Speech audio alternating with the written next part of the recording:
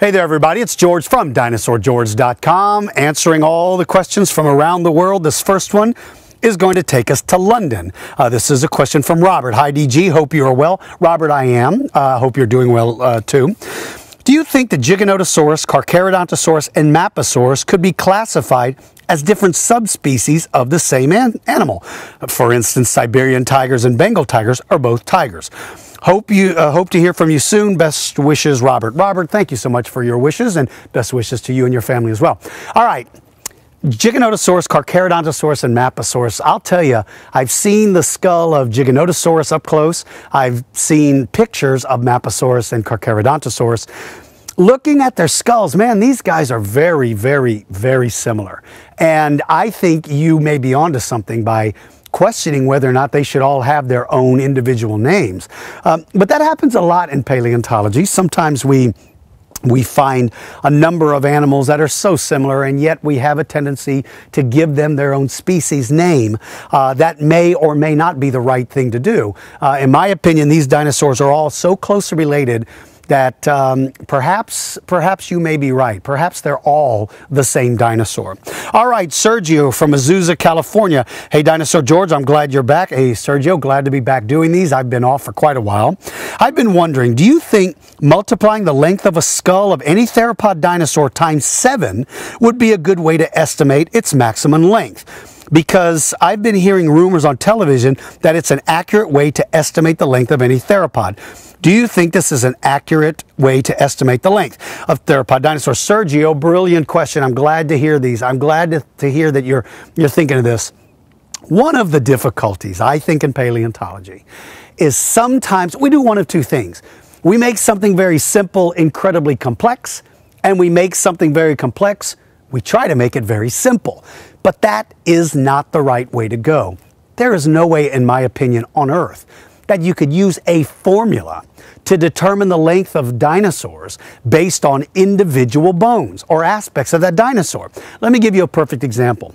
If you look at that bone that hangs down between the legs of Tyrannosaurus rex, it's a big bone called the pubis bone. Sometimes we call it the boot. I've seen, I guess, 6 of those in my life. And every single one of them is so distinctively different that if you use that as a method to try to estimate size, you would be off considerably.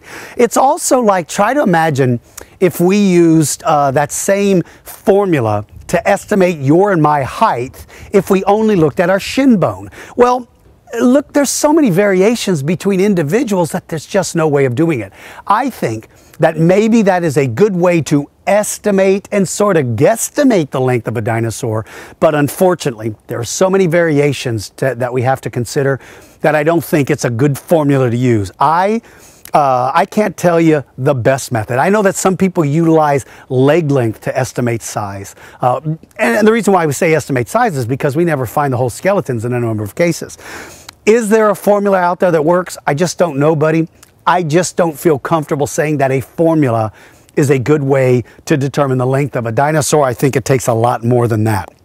All right, Brendan from Fox Island, Washington. Dear DG, I don't have anything to ask you, but if they make a Jurassic Park 4, they need to get rid of Jack Horner because he really messed up the third movie by pushing his theories on Spinosaurus being able to kill a T-Rex and T-Rex being a scavenger, which is not true in my point.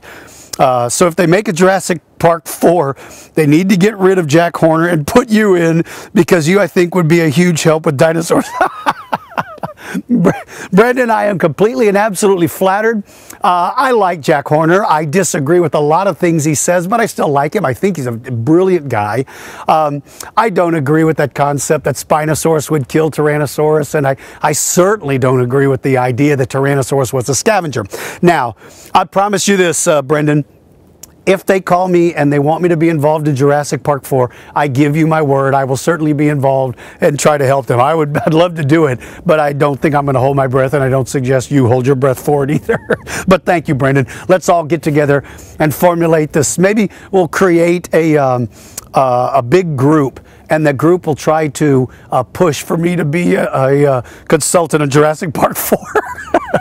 All right, Cameron from Boston, Massachusetts. Dear Dinosaur George, First of all, I love your work and the fact that you take out part of your day to answer questions to your trillions of fans. Camera, that's very courteous. I don't know if I have trillions of fans. I think really it's probably more like I have dozens of fans. So anyway, thank you very much. And I will tell you this, in all honesty, it is my pleasure to be able to do this. I truly wish I had more time. What really disturbs me is when they sit down and go through the list of all the emails that we get every day. They just have to go through and delete so many of them. And I can't even imagine some of the brilliant questions that have been asked that I just have never seen.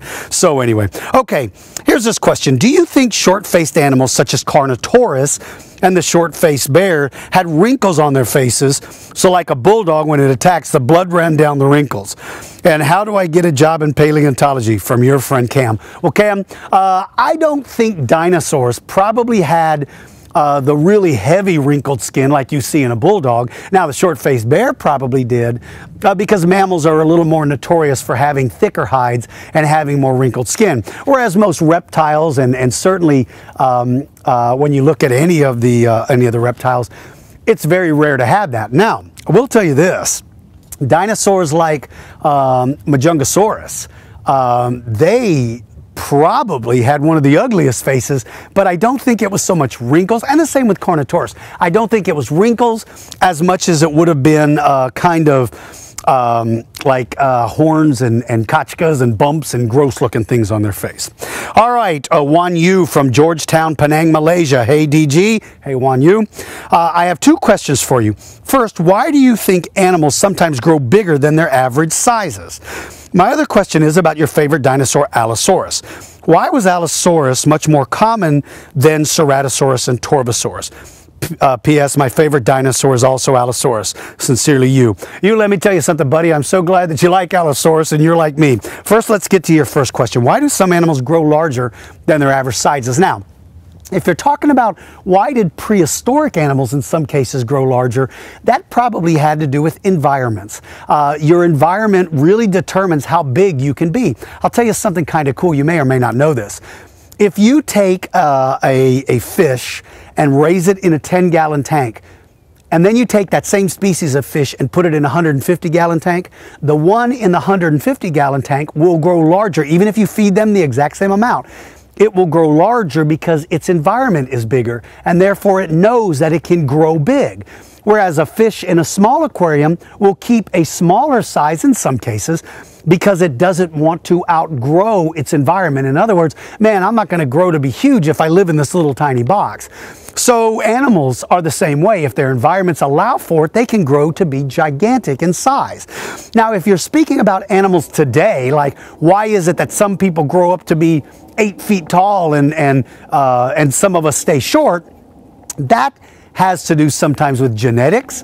It may have to do with other things like thyroid conditions that cause an acceleration of growth. So in some cases, it's because environment, and in other cases, it simply has to do with just the way you're made.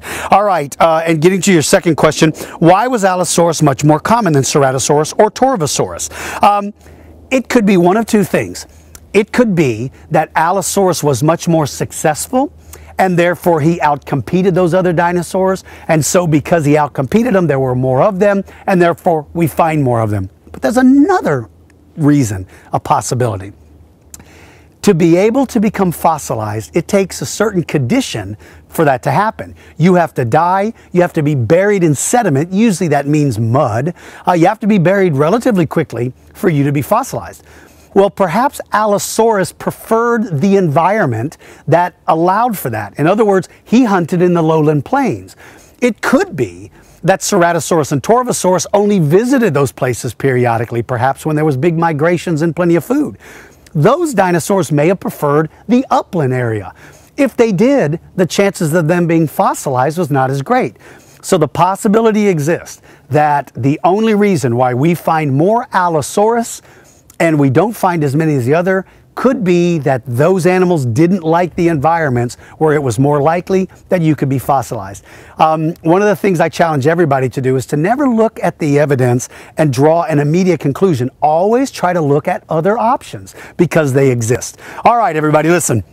If you've got a question, write to me at dinosaurgeorge.com. Go to the Ask Dinosaur George page and fill out the form. While you're on my website, check it out a little bit. Follow me on Twitter and follow me on Facebook.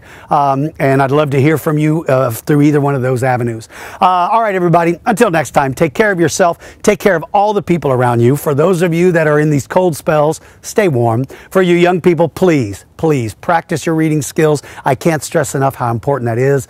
And for everybody out there, always use good manners. Until next time, this is Dinosaur George, and I will see you later.